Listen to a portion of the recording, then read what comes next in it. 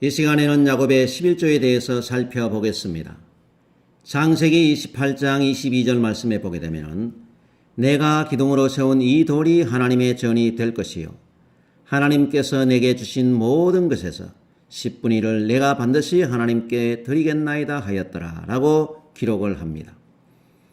많은 분들이 이 구절을 가지고 야곱도 11조를 드렸다고 말씀합니다. 이 구절과 야곱의 행적을 통해서 야곱이 하나님께 11조를 바쳤는지 알아보겠지만은 결론부터 말씀드리자면은 야곱은 하나님께 11조를 드린 적이 없다는 사실입니다.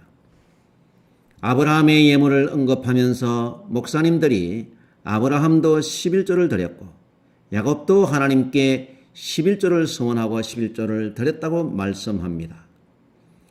여기서 야곱이 하나님께 10분의 1을 드리겠다고 말한 것은 11조를 서원한 것이 아닙니다. 야곱은 하나님께 자기가 필요한 것을 구했고 이것이 이루어지게 되면 10분의 1을 드리겠다고 야곱이 하나님과 조건부 서원을 한 것입니다. 그래서 창세기 28장 20절 말씀에 보면 야곱이 서원하여 가로되라고 분명히 서원이라고 말씀하고 있습니다. 이런 서원이 성경에 보면 많이 나옵니다. 그 중에서 대표적인 것을 살펴보면 사사기 11장 31절 말씀에 보면 내가 암몬 자손에게서 평안히 돌아올 때에 누구든지 내 집 문에서 나와서 나를 영접하는 그는 여호와께 돌릴 것이니 내가 그를 번제로 드리겠나이다 하니라. 이 입다의 서원은 사람을 제물로 드리겠다는 잘못된 서원이었죠. 그렇지만 이 입다는 자기 딸을 하나님 앞에 번제로 드리는 것을 볼 수가 있습니다. 또 사무엘상에 보게 되면 한나의 서원이 나옵니다. 사무엘상 1장 11절 말씀에 서원하여 가로되 만군의 여호와여 만일 주의 여종의 고통을 돌아보시고 나를 생각하시고 주의 여종을 잊지 아니하사 아들을 주시면 내가 그의 평생에 그를 여호와께 드리고 삭도를 그 머리에 대지 아니하겠나이다 하고 사무엘의 어머니 한나는 무장한 것을 탄식하고 울면서 자식을 낳게 해달라고 서원하고 있습니다. 한나가 자식을 낳게 되자 그 사무엘을 하나님께 드리게 됩니다. 이처럼 야곱도 아무것도 되어진 것이 없는 상태에서 이 조건이 성사되게 되면 하나님께 이 서원의 예물을 드리겠습니다 하는 것이죠. 그래서 창세기 28장 20절에는 야곱이 서원하여 가로되라고 명확하게 모세는 기록하고 있습니다. 이것을 11조를 서원했다고 하면 안 되는 것입니다. 11조의 개념이 무엇입니까? 11조는 서원과 관계없이 지켜야 하는 이스라엘 민족의 세금법입니다. 이것은 강제적인 조항이지요. 예를 들어서 하나님, 나는 11조를 서원하지 않았습니다. 서원하지 않았기 때문에 나는 11조를 내지 못하겠습니다. 하고 11조에 대해서 조건을 내걸 수가 없는 것입니다. 이스라엘 민족의 11조의 법이 성경에 보면 이렇게 기록이 되어져 있습니다. 레위기 27장 32절로 33절 말씀에 보게 되면 소나 양의 10분의 1은 막대기 아래로 통과하는 것에 열째마다 여호와의 거룩한 것이 되리니 그 우열을 교개하거나 바꾸거나 하지 말라. 바꾸면 둘 다 거룩하리니 속하지 못하리라 하고 말씀합니다. 11조의 법에는 우열을 계산하거나 바꾸지도 못하고 10번째 짐승은 무조건 내야 합니다. 강제적인 것이죠. 내 서원과 상관없이 내야 하는 것입니다. 11조와 서원의 차이점이 무엇일까요? 11조는 서원을 하지 않았다고 안 지켜도 되는 법이 아닙니다. 무조건 지켜야 하는 강제적인 법이죠. 11조는 약속하는 것이 아니고 국민이라면 반드시 지켜야 하는 기본 의무사항입니다. 한국의 국민이 기본적으로 본인의 의사와 상관없이 지키는 납세 의무와 같은 것입니다. 서원은 본인이 그 일이 성사되었을 때 지불해야 하는 직업 보증서와 같은 것입니다. 그렇지만은 이루어지지 않았을 때에는 내지 않아도 됩니다. 서원은 약속하면 지켜야 하는 신용 문제입니다. 서원은 본인의 신앙에 따라서 할 수도 있고 하지 않을 수도 있는 자유로운 것입니다. 그러므로 11조와 서원을 혼돈해서는 안 됩니다. 야곱이 서원한 내용이 무엇인지 다시 한번 살펴보겠습니다. 창세기 28장 20절 말씀에 보면은 야곱이 서원하여 가로되, 첫 번째 서원이 무엇입니까? 하나님이 나와 함께 계시사 내가 가는 이 길에서 나를 지키시고, 두 번째 먹을 양식과 입을 옷을 주사, 세 번째로 나로 평안히 아비 집으로 돌아오게 하시오면 여호와께서 나의 하나님이 되실 것이요 내가 기둥으로 세운 이 돌이 하나님의 전이 될 것이요 하나님께서 내게 주신 모든 것에서 10분의 1을 내가 반드시 하나님께 드리겠습니다 하고 서원을 했다는 것입니다. 야곱이 서원한 내용을 보면은 하나님께서 이루어 주시면 10분의 1을 서원 예물로 드리겠다는 것입니다. 야곱이 11조를 내야 한다면 11조는 반드시 내야 하고 또 서원한 10분의 1은 별도로 내야 하는 것입니다. 창세기 28장에서 야곱의 10분의 1은 11조가 아니라 분명한 서원입니다. 야곱이 11조를 낸 적이 없는 첫 번째 이유를 볼까요?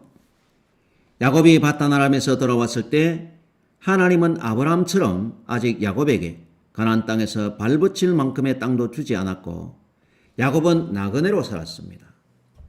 야곱은 정착민이 아니었고 유랑민이었습니다.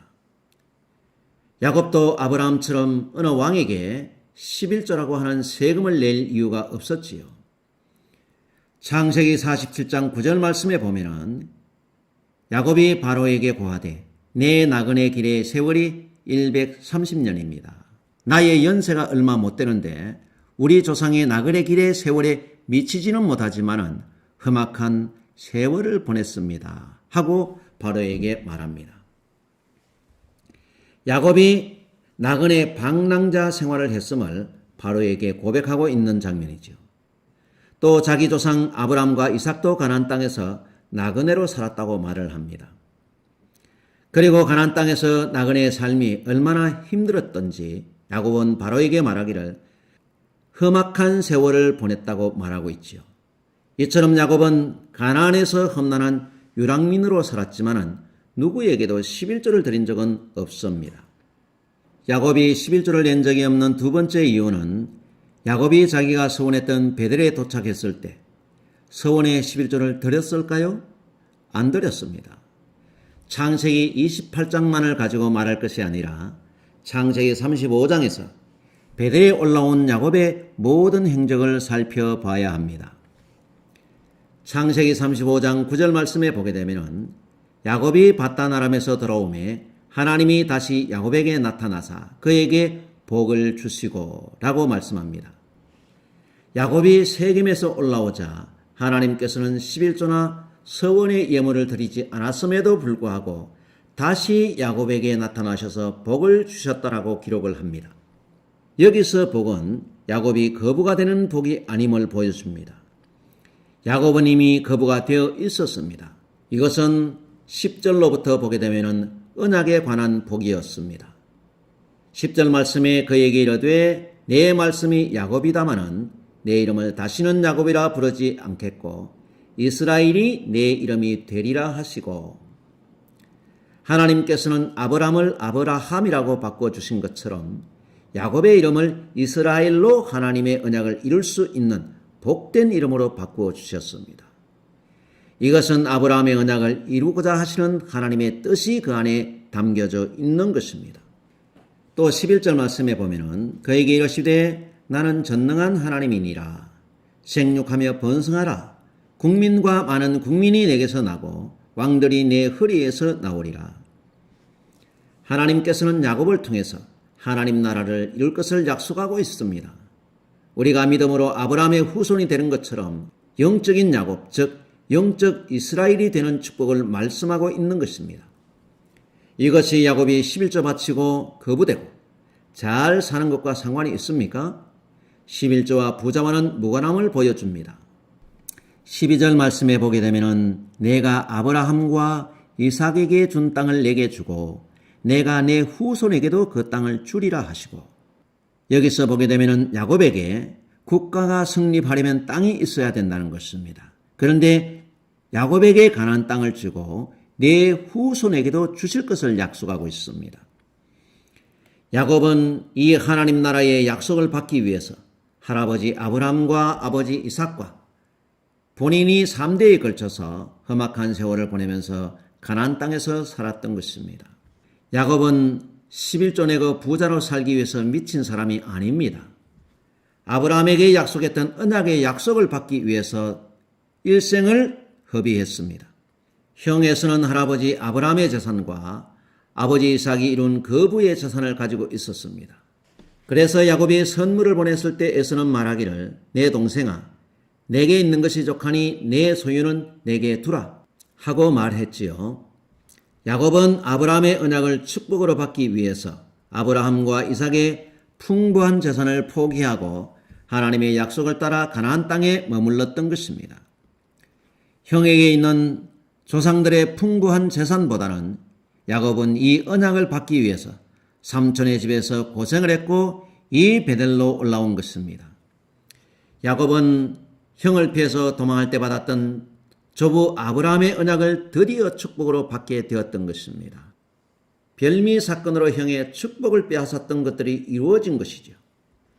에서가 아버지 이삭에게 이 약속을 받기 위해서 울며 간구했지만은 에서는 유산을 차지하는 것으로 만족할 수밖에 없었습니다.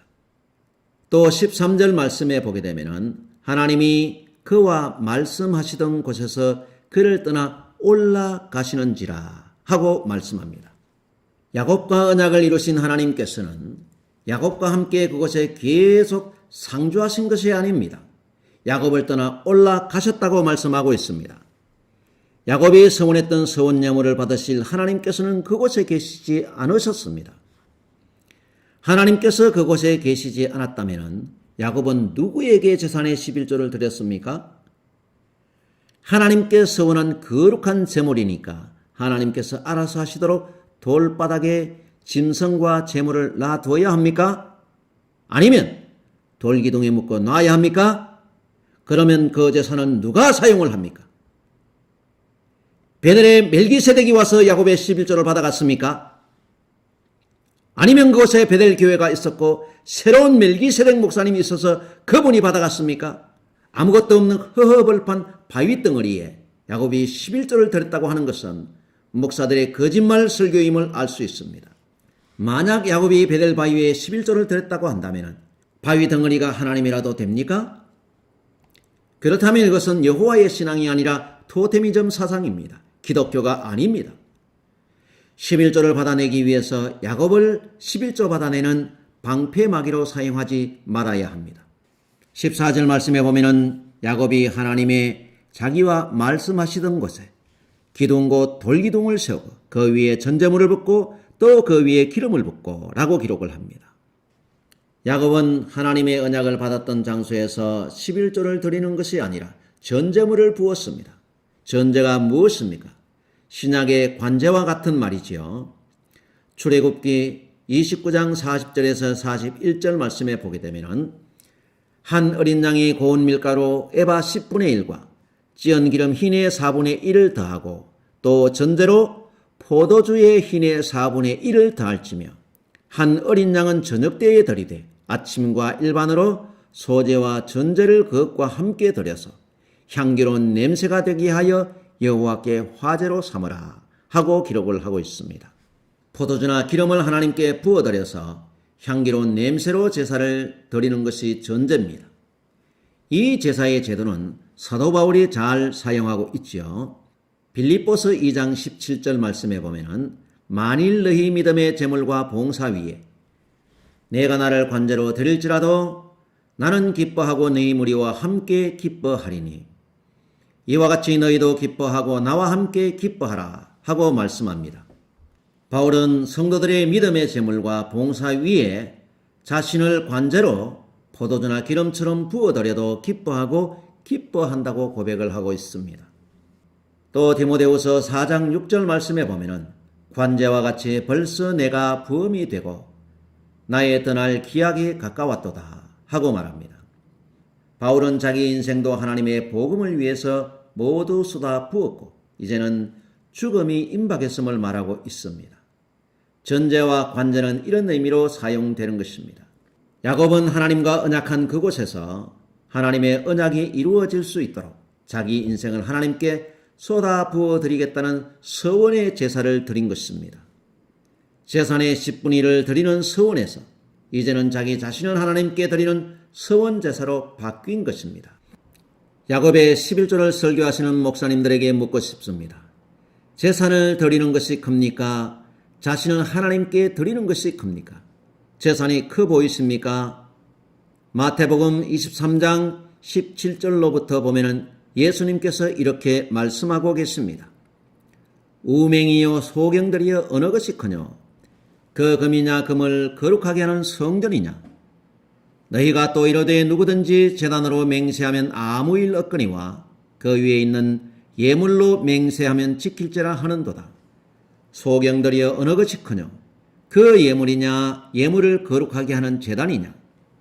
그러므로 제단으로 맹세하는 자는 제단과 그 위에 있는 모든 것으로 맹세함이요 또 성전으로 맹세하는 자는 성전과 그 안에 계시니로 맹세함이요 또 하늘로 맹세하는 자는 하나님의 보좌와 그 위에 앉으시니로 맹세함이니라 하고 예수님께서 말씀하셨습니다.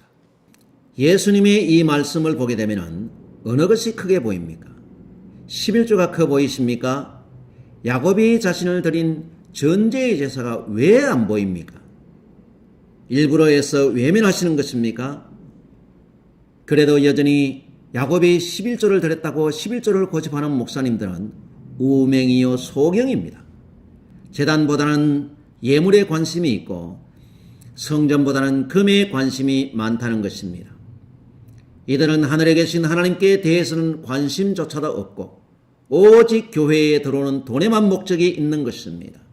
야곱은 하나님을 위해서 헌신한 것입니다.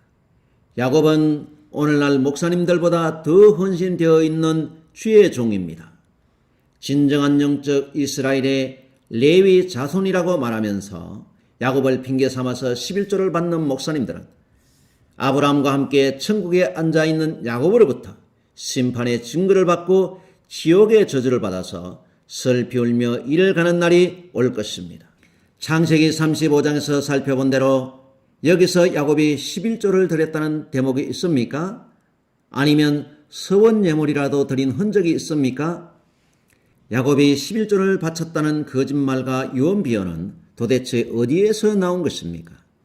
성령의 은사와 능력을 강조하는 목사들이 부흥회와 집회 때마다 결정적으로 퍼뜨린 저주받은 복음입니다. 또 야곱의 11조를 강조하기 위해서 세겜의 사건을 11조와 연관시키는 목사님들도 있습니다. 야곱이 11조를 안 낸 부분을 한 수를 더 떠서 11조를 받아내기 위해서 엄청난 저주를 야곱에게 퍼붓고 있는 것입니다. 야곱이 가나안 땅에 돌아와서도 하나님께 11조를 드리기 싫어서 세겜에 어슬렁거리다가 딸 디나가 강간당하는 사건을 당했다는 것입니다. 이처럼 하나님께서는 11조 약속을 지키지 않는 성도들에게 이와 같이 환난, 고통, 질병이 온다는 황당한 설교를 하는 목사님들도 있습니다. 하나님은 돈을 내기로 작정하고 돈을 안 내게 되면 이런 일을 당하게 하시는 무서운 하나님이라고 말합니다. 완전히 사채고리 대금업자 같은 말을 하고 있는 것입니다. 정말 어처구니 없는 말입니다. 우리 하나님을 이런 불의한 하나님을 만들고도 주여 주여 한다고 천국을 갈 수 있겠습니까? 저주를 받아서 반드시 지옥을 갑니다. 야곱이 11조 내기 싫어서 세겜에 정착해서 산 것이 아닙니다. 세겜은 야곱이 밧단 아람에서 돌아오는 여정 중에 하나였습니다. 그래서 창세기 35장 9절 말씀에서 보면은 야곱이 밧단 아람에서 돌아오매라고 기록을 합니다. 세겜에서 돌아온 야곱을 모세는 왜 밧단 아람에서 돌아왔다고 말씀하고 있을까요? 여기서 보면은 분명 야곱은 세겜에서 베델로 왔지만은 이 사건을 기록한 모세는 야곱이 밧단아람에서 돌아왔다고 기록을 하고 있습니다. 야곱은 밧단아람에서 출발해서 지금 세금을 거쳐서 베델로 돌아오는 길이었던 것입니다. 야곱이 11조를 안 냈기 때문에 딸 디나를 강간당하게 하시는 저주를 내리시는 하나님으로 만들어 놓았습니다. 이 말은 너희들도 11조 안 내고 떼어 먹으면 야곱의 딸처럼 어려운 일 당하기 때문에 반드시 11조를 내라는 무서운 협박이죠. 목사님들이 성도들에게 11조를 받아내기 위해서 하나님을 불의한 하나님으로 만들어 놓고 또 하나님의 이름을 망령되이 일컫는 목사님들은 반드시 지옥 갑니다. 세겜 사건은 야곱이 밧단아람에서 돌아오는 여정에서의 한 사건일 뿐입니다. 그러므로 모세도 야곱이 밧단아람에서 돌아오매라고 기록을 하고 있죠. 하나님께서는 야곱이 밧단아람에서 베델로 돌아오자 아무런 조건 없이 바로 복을 주셨습니다. 여기서 야곱에게 무슨 복을 주셨을까요? 부자의 복을 주셨습니까? 야곱이 잘 사는 물질의 축복을 받았습니까? 아닙니다. 야곱은 이미 밧단아람에서부터 거부가 되어 있었습니다. 창세기 31장 1절 말씀에 보면은 야곱이 들은즉 라반의 아들들의 말이 야곱이 우리 아버지의 소유를 다 빼앗고 우리 아버지의 소유로 인해서 이같이 거부가 되었다 하는지라 하고 말씀하고 있습니다. 벌써 야곱은 밧단아람에서부터 거부가 되어 있었습니다. 야곱이 베델로 돌아왔을 때 거부가 되는 복을 주신 것이 아닙니다. 베델로 돌아왔을 때 하나님께서는 복의 근원인 아브라함에게 약속하신 언약의 중심에 서게 하는 복을 주셨습니다. 하나님께서는 야곱의 11조가 필요해서 베델로 올라오라고 하신 것이 아닙니다. 야곱과 언약을 이루시기 위해서 부르신 것입니다. 오늘날 대형 교회를 지향하면서 자기의 욕심을 채우는 목사님들에게는 야곱의 11조가 탐스런 선악과처럼 필요하겠지만 하나님께서는 야곱의 11조가 전혀 필요 없습니다. 야곱이 하나님께 11조를 드렸다고 설교해서 11조를 받는 목사님들은 본인들이 언약의 주체라도 되십니까? 야곱의 11조를 강조해서 11조를 내라고 설교하는 목사나 그 말을 듣고 내는 자나 또 받는 자가 다 함께 심판을 받게 된다는 사실을 기억해야 합니다. 왜냐하면 그 죄에 함께 동참하기 때문입니다. 성경에도 없는 거짓말을 지어내서 야곱의 11조를 강조하고 11조 때문에 하나님을 불의한 하나님으로 만들고 11조 때문에 하나님의 이름을 망령되이 일컫는 죄는 결탄코 주님의 심판을 피하지 못하고 설피 울며 이를 가는 그날이 반드시 오게 될 것이라는 것입니다. 성도 여러분, 11조 내면 부자 된다는 잘못된 복음에 속지 마시기 바랍니다. 11조는 세금이기 때문에 대가가 없습니다. 이것은 복음이 아닙니다. 여러분들의 영혼을 죽이는 독입니다. 성도 여러분들의 교회를 향한 순수한 마음으로 드리는 감사의 헌금과 연보는 아름답지만은 교회에서 11조 제도는 없는 것입니다. 내게 주어진 재물로 하나님께 영광이 되는 곳에 선하게 쓰면서 주의 뜻을 따라 사는 성도 여러분들의 가정에 하나님의 은혜가 함께 하시기를 축복합니다. 다음 시간에는 모세의 11조에 대해서 알아보겠습니다.